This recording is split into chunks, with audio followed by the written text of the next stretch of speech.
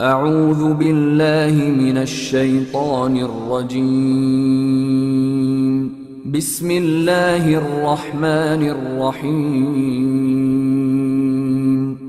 اور ہم نے تیز ہوا سلیمان کے تابع فرمان کر دی تھی، جو ان کے حکم سے اس ملک میں چلتی تھی جس میں ہم نے برکت دی تھی، یعنی شام میں، اور ہم ہر چیز سے خبردار ہیں۔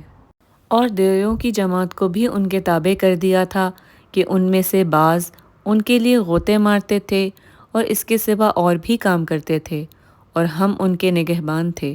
اور ایوب کو یاد کرو جب انہوں نے اپنے پروردگار سے دعا کی کہ مجھے ایذا ہو رہی ہے اور تو سب سے بڑھ کر رحم کرنے والا ہے، تو ہم نے ان کی دعا قبول کر لی، اور جو ان کو تکلیف تھی وہ دور کر دی، اور ان کو بال بچے بھی عطا فرمائے، اور اپنی مہربانی سے ان کے ساتھ اتنے ہی اور بخشے۔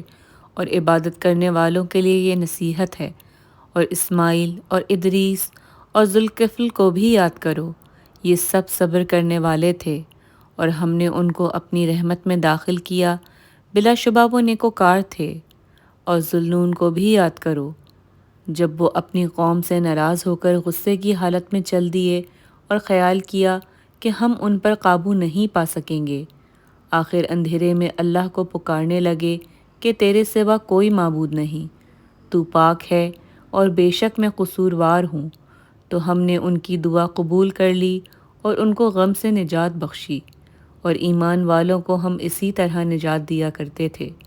اور زکریا کو یاد کرو جب انہوں نے اپنے پروردگار کو پکارا کہ پروردگار مجھے اکیلا نہ چھوڑ، اور تو سب سے بہتر وارث ہے، تو ہم نے ان کی پکار سن لی اور ان کو یحییٰ بخشے، اور ان کی بیوی کو اولاد کے قابل بنا دیا۔